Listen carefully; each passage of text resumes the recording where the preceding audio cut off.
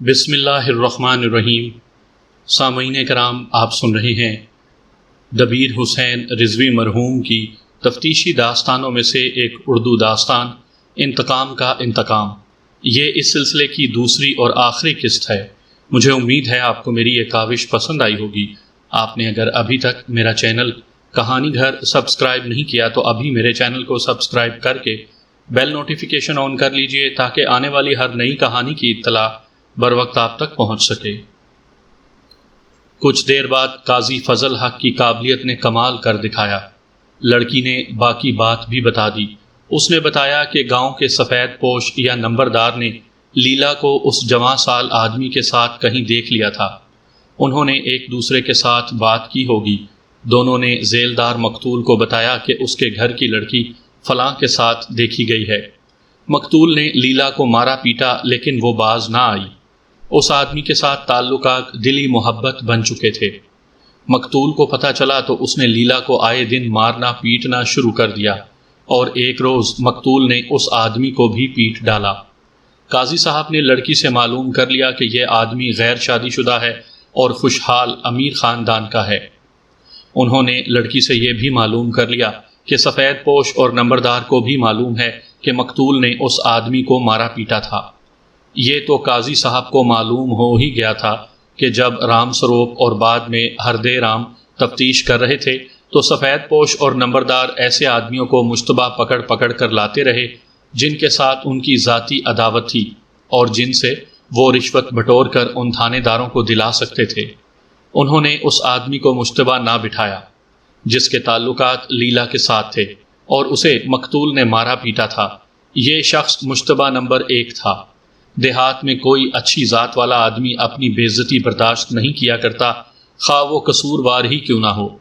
جیسا کہ میں پہلے کہہ چکا ہوں کہ یہ لوگ سرکاری افسروں کے زمرے میں آتے تھے اور دیہاتی معاشرے میں ان کا رول بڑا ہی اہم ہوتا تھا، اس لیے ان کی گرفتاری کی اطلاع اور گرفتاری کی وجہ کمشنر اور ڈپٹی کمشنر کو دینی پڑتی تھی۔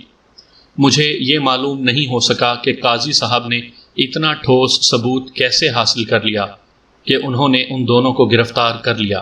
بہرحال یہ ان کی قابلیت، دیانتداری اور فرض کی لگن تھی کہ ان کے نظر نے بڑی دور کی چیز دیکھ لی۔ انہوں نے ان کی گرفتاری کی وجہ یہ لکھی کہ دونوں تفتیش کے دوران مشتبہ افراد سے رشوت لیتے رہے اور اب شہادت اور اصل مجرموں پر پردہ ڈال رہے ہیں۔ قاضی فضل حق نے دونوں سے الگ الگ پوچھ گچھ کی اور پولیس کا یہ مخصوص حربہ استعمال کیا کہ دونوں کو ایک دوسرے کے خلاف اکسایا۔ ایک کو کہا کہ دوسرے نے سب کچھ بتا دیا ہے اور سارا وزن تم پر ڈال دیا ہے۔ دوسرے سے کہا کہ اس نے تمہارے خلاف بیان دے دیا ہے اور اصل واقعہ بتا دیا ہے۔ یہ دونوں دیہات میں اونچی حیثیت کے مالک تھے، گاؤں والوں کو اپنے پاؤں کے نیچے رکھتے تھے۔ گرفتاری سے ان کی یہ حیثیت ختم ہو گئی تھی اور بے عزتی الگ تھی۔ اس صورتحال سے نکلنے کے لیے انہوں نے قاضی صاحب کی جوتیاں چاٹیں اور جو کچھ وہ جانتے تھے وہ انہوں نے بیان کر دیا۔ وہ اتنا ہی جانتے تھے کہ اس جوان سال آدمی کے تعلقات لیلا کے ساتھ تھے اور انہوں نے دونوں کو اکٹھے دیکھا تھا۔ انہوں نے مقتول کو بتایا اور مقتول نے اس آدمی کو مارا پیٹا تھا۔ اس آدمی نے کہا تھا کہ وہ اپنی بے عزتی کا انتقام ضرور لے گا۔ سفید پوش اور نمبردار نے یہ بھی بتایا کہ ذیلدار قتل ہو گیا تو انہیں پہلا شک اسی آدمی پر تھا، لیکن وہ اسے بچانا چاہتے تھے۔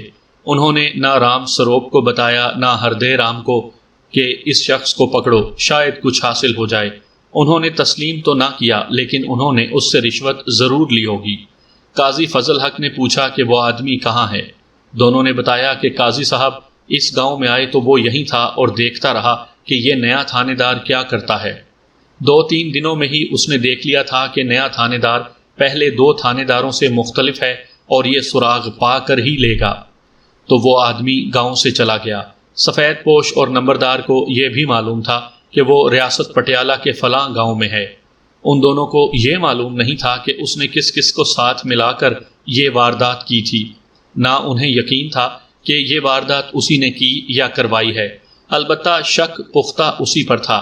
قاضی فضل حق کو بہت بڑا سراغ اور بڑا واضح اشارہ مل گیا تھا۔ انہوں نے سفید پوش اور نمبردار کے بیانات کے اس حصے پر یقین نہ کیا کہ وہ مجرموں کو نہیں جانتے۔ اگر قاضی صاحب ان دونوں کو گرفتار نہ کرتے تو جو سراغ ان سے ملا تھا وہ کبھی نہ ملتا۔ قاضی صاحب نے فوری کارروائی یہ کی کہ برق رفتاری سے ریاست پٹیالہ کے اس گاؤں پہنچے جہاں بتایا گیا تھا کہ وہ آدمی چلا گیا ہے۔ انہوں نے چھاپا مارا اور اس جوان کو گرفتار کر کے راجوند لے آئے۔ یہ آدمی کہتا تھا کہ اس واردات کے ساتھ اس کا کوئی تعلق نہیں۔ CIA کا تشدد مشہور تھا، بلکہ CIA کی تفتیش تشدد سے ہی شروع ہوتی تھی، لیکن قاضی فضل حق نے اس آدمی کو تشدد سے بچائے رکھا اور اسے کہا کہ اس کے خلاف بڑی پکی شہادت اور ثبوت مل گیا ہے، اس لیے یہ ضروری نہیں کہ وہ اقبال جرم کر لے، لیکن اس کی جوانی پر رحم کرتے ہوئے اسے موادہ معاف گواہ بنا لیا جائے گا، بشرط یہ کہ وہ مال برآمد کروا دے اور اپنے ہر ایک ساتھی کو گرفتار کروا دے۔ قاضی صاحب نے جھوٹا وعدہ کیا تھا۔ یہ شخص عادی مجرم نہیں تھا، وہ پولیس کے جال میں کبھی نہیں آیا تھا۔ اس نے سزا سے بچنے کے لیے اقبال جرم کر لیا اور اپنے دونوں ساتھیوں کی نشاندہی کر دی۔ اس نے یہ بھی بتا دیا کہ انہوں نے زیورات ایک کپڑے میں باندھ کر کھیتوں میں ایک رہٹ کے قریب زمین میں دبا دیے تھے اور ابھی تک وہیں ہیں۔ اس نے یہ بھی بتا دیا کہ مقتول کے کانوں سے مرکیاں اس کے ایک ساتھی درگا داس نے اتاری تھیں۔ قاضی فضل حق نے اس کے دونوں ساتھیوں کو گرفتار کر لیا۔ درگا داس کے گھر کی تلاشی لی تو مرکیاں بھی برآمد ہو گئیں۔ قاضی صاحب ان تینوں میں سے کسی کو بھی وعدہ معاف گواہ نہیں بنانا چاہتے تھے، لیکن انہوں نے ہر ایک سے کہا کہ اسے وعدہ معاف گواہ بنایا جائے گا، بشرط یہ کہ وہ جرم کی پوری تفصیل سنا دے اور مال برآمد کروا دے۔ ایک تو اقبال جرم کر چکا تھا، باقی دو نے بھی جرم کا اقبال کر لیا۔ تینوں کے بیان ایک جیسے تھے۔ تینوں نے بتایا کہ زیورات رہٹ کے قریب زمین میں دبا دیے تھے۔ قاضی صاحب نے ہر ایک سے الگ الگ پوچھا کہ زیورات کس طرح دبائے گئے تھے۔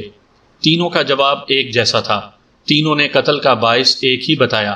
لیلا کے دوست نے بتایا کہ وہ مقتول سے اپنی بے عزتی کا انتقام لینا چاہتا تھا۔ اس نے اعتراف کیا کہ لیلا کے ساتھ اس کا درِ پردہ دوستانہ تھا۔ ذیلدار کو پتہ چل گیا تو اس نے اسے مارا پیٹا۔ اس جوان کے دل میں ذیلدار کی عداوت اس لیے بھی بھری ہوئی تھی کہ وہ لیلا پر تشدد کرتا رہتا تھا۔ لیلا نے اپنے دوست سے کہا کہ وہ اس کے ساتھ کہیں بھاگ جانے کو تیار ہے اور وہ زیورات بھی لے آئے گی۔ اس کے بعد ذیلدار نے اس شخص کو مارا پیٹا تھا۔ ان دونوں نے نہ صرف گھر سے بھاگنے کا ارادہ کر لیا بلکہ ذیلدار سے انتقام لینے کا بھی منصوبہ بن گیا۔ اس میں ذیلدار کا قتل شامل نہیں تھا، صرف یہ تھا کہ اس کے گھر میں جتنے زیورات ہیں وہ چوری کر لیے جائیں گے۔ لیلا نے اسے بتایا کہ بڑی پیٹی میں زیورات رکھے ہیں، یہ بھی بتایا کہ پیٹی کس کمرے میں ہے اور پیٹی میں زیورات کس جگہ ہیں۔ لیلا کے دوست نے، نام مجھے یاد نہیں رہا، اپنے دوستوں کو ساتھ لیا۔ انہیں زیورات کے حصے کا لالچ دیا، کچھ دوستی کا جذبہ تھا۔ انہوں نے واردات کی رات ذیلدار کو چوپال میں دیکھا، وہ شراب پی رہا تھا۔ انہوں نے اسی رات واردات کرنے کا فیصلہ کر لیا۔ انہوں نے یہ طے کیا اگر سرہانے کے نیچے سے چابیاں نکالتے ذیلدار جاگ اٹھا تو اسے قتل کر دیا جائے گا۔ وہ دیوار پھلانگ کر اندر گئے۔ ایک آدمی ذیلدار کے سرہانے کی طرف زمین پر بیٹھ گیا۔ ذیلدار نے کروٹ بدلی تو اس آدمی نے اتنی آہستہ اور اتنی احتیاط سے چابیوں کا گچھا نکال لیا کہ ذیلدار کو خبر تک نہ ہوئی۔ پیٹی مل گئی، اس کا تالا بھی کھل گیا، گدے اور رضائیاں باہر پھینکی تو زیورات والے سرہانے بھی مل گئے۔ وہ سرہانے اٹھا کر باہر نکلے۔ دالان میں لالٹین جل رہی تھی۔ وہ دالان میں سے گزر رہے تھے تو ذیلدار جاگ اٹھا۔ وہ ٹکوا ہاتھ میں لیے دوڑا آیا۔ لیلا کے دوست کے سینے میں نفرت اور انتقام کی آگ بھڑک اٹھی۔ اس نے اپنے دوستوں سے کہا کہ اسے ختم کر کے چلیں گے۔ ذیلدار نے ان میں سے ایک پر ٹکوے کا وار کیا، لیکن وہ آدمی ایک طرف ہٹ گیا۔ ان تینوں نے اسے ویسے ہی قتل کیا جیسے میں پہلے بیان کر چکا ہوں۔ لیلا کے دوست کے جذبہ انتقام کی تسکین نہ ہوئی۔ اس نے مقتول کے جسم کا نازک عضو کاٹ دیا۔ گھر کی عورتیں دبکی رہیں اور یہ لوگ گھر سے نکل آئے۔ انہوں نے جوہڑ کے پاس بیٹھ کر سرہانے پھاڑے اور ان میں سے زیورات نکالے، پھر زیورات رہٹ کے قریب زمین میں دبا دیے۔ انہوں نے سوچا تھا کہ پولیس اپنی کارروائی کر لے تو وہ زیورات نکال کر تقسیم کر لیں گے اور لیلا کا دوست لیلا کو ساتھ لے کر کہیں دور چلا جائے گا۔ انہیں پوری امید تھی کہ وہ پکڑے نہیں جائیں گے۔ لیلا پہلے ہی بیان دے چکی تھی، پہلے اس نے نہیں بتایا تھا کہ واردات کرنے والے کون ہیں۔ اب تمام پردے اٹھ گئے۔ تو قاضی فضل حق کو اپنا ہمدرد سمجھ کر اس نے اعتراف کیا کہ اس واردات میں اس نے گھر بھیدی کا کام کیا ہے۔ اس نے روتے ہوئے اپنے جذبات کا اظہار کیا۔ اس نے کہا کہ سب سے پہلے تو اس کے دل میں اپنے مذہب کے خلاف نفرت پیدا ہوئی جو بیوہ کو دوسری شادی کی اجازت نہیں دیتا۔ اسے اپنے پنڈتوں سے بھی نفرت ہو گئی جو بیوہ کو منحوس سمجھتے ہیں لیکن اسے ہوس کی نظروں سے دیکھتے ہیں، اس پر ڈورے ڈالتے ہیں۔ پھر لیلا نے اپنی تشنگی کی تسکین کا ایک درے پردہ ذریعہ پیدا کر لیا تو اس کے گھر کے بزرگ نے اسے مارنا پیٹنا شروع کر دیا۔ وہ یعنی مقتول مجھے ہر وقت شکی نگاہوں سے دیکھتا تھا، لیلا نے بتایا۔ مجھے مجرم سمجھتا تھا اور مجھ پر کڑی نظر رکھتا تھا۔ کیا ہمارا مذہب، ہمارے پنڈت اور ہمارے بزرگ بیوہ کو انسان نہیں سمجھتے؟ کیا اس کے خاوند کے مر جانے سے اس کے جذبات بھی مر جاتے ہیں؟ ہندو مذہب ظالم ہے، یہ انسانوں کو نیکی کا نہیں بدی کا راستہ دکھاتا ہے۔ میری حالت پر غور کریں، مجھے ایک مرد کے ساتھ بیاہ دیا گیا۔ میری عمر دیکھیں، 2 سال پہلے جب میری شادی ہوئی اس وقت میں کم سن تھی۔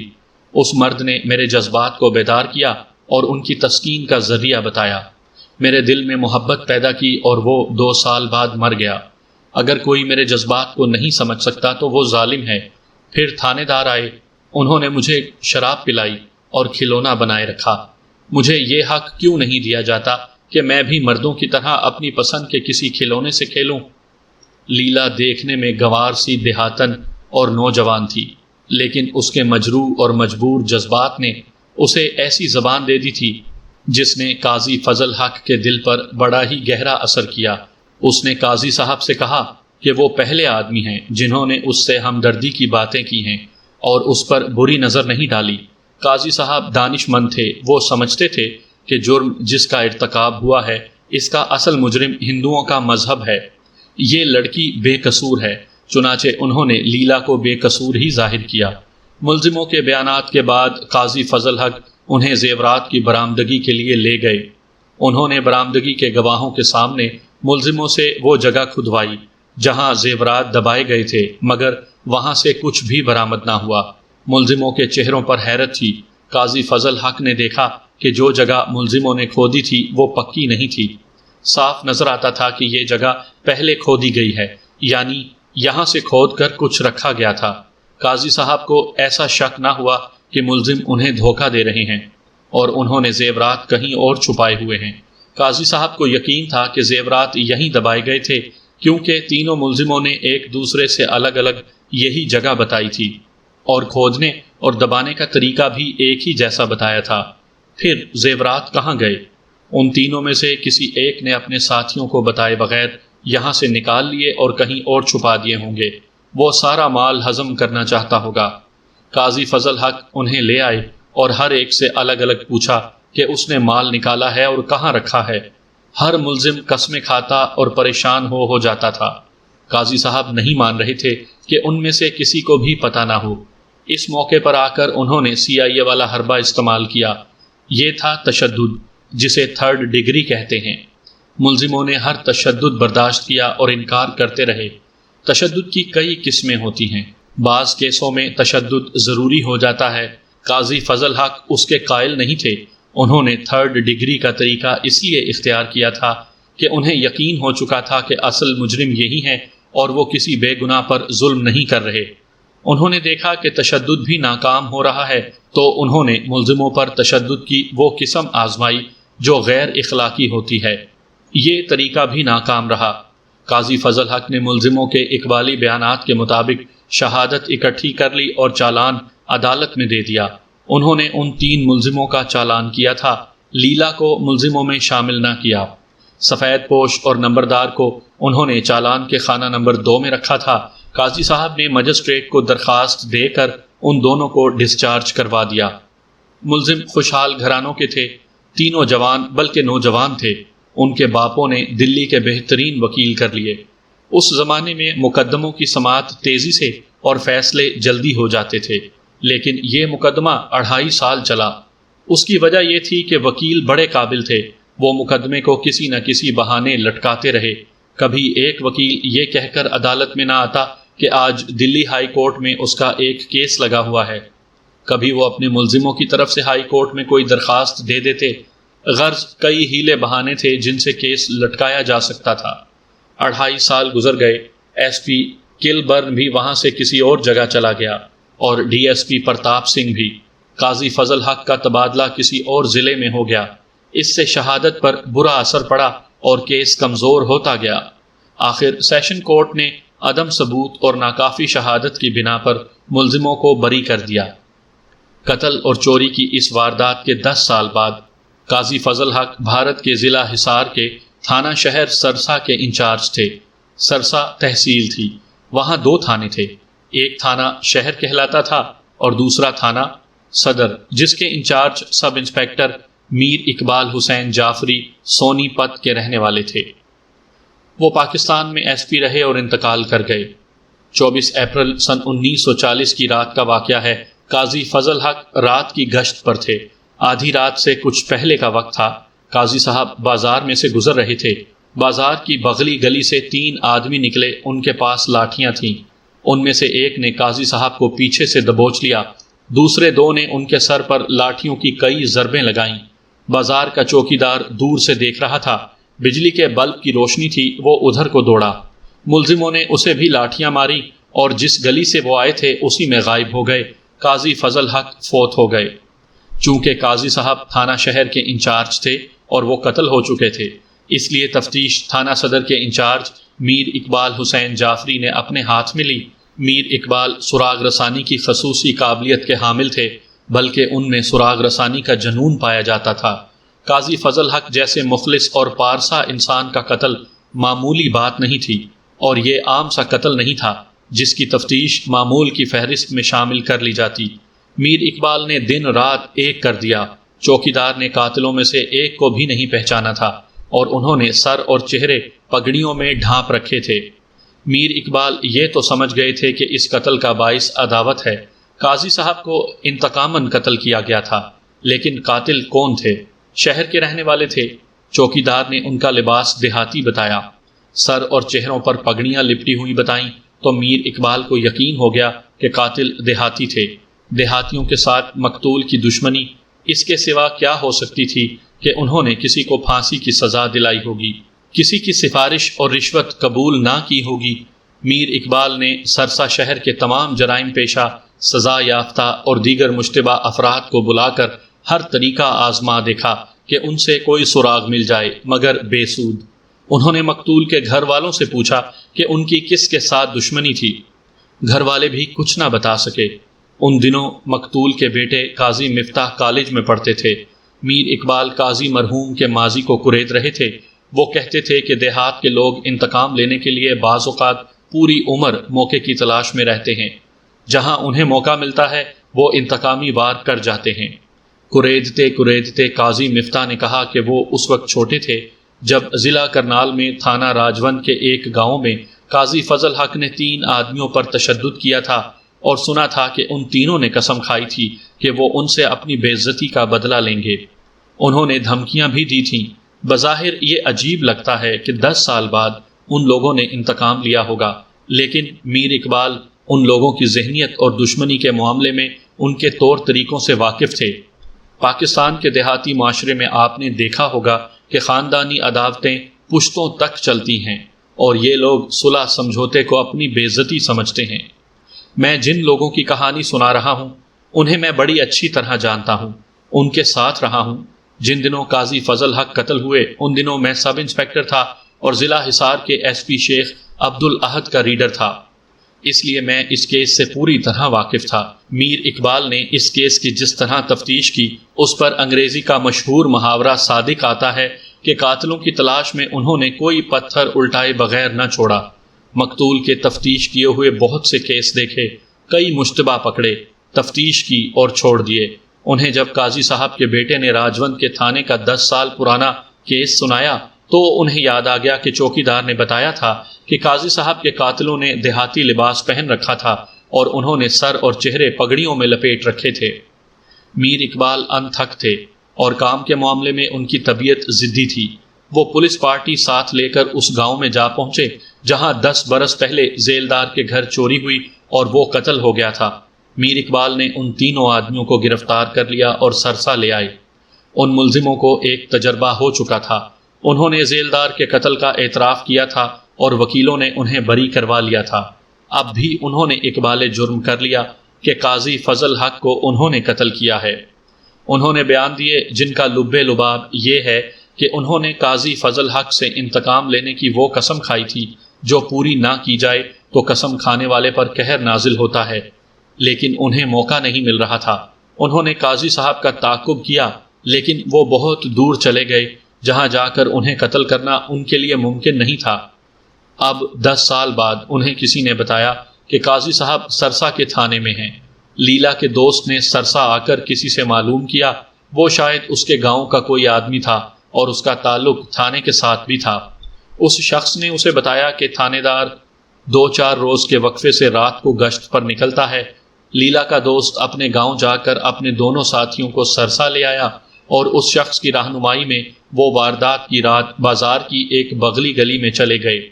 قاضی صاحب کو موت بازار میں لے آئی اور قاتلوں نے انتقام لے لیا۔ میر اقبال نے شہادت تو فراہم کر لی تھی، لیکن انہوں نے ملزموں کے اقبالی بیانات پر زیادہ بھروسہ کیا۔ اس کا نتیجہ یہ ہوا کہ ملزم ناکافی ثبوت کی بنا پر بری ہو گئے، لیکن خدا نے انہیں بری نہ کیا۔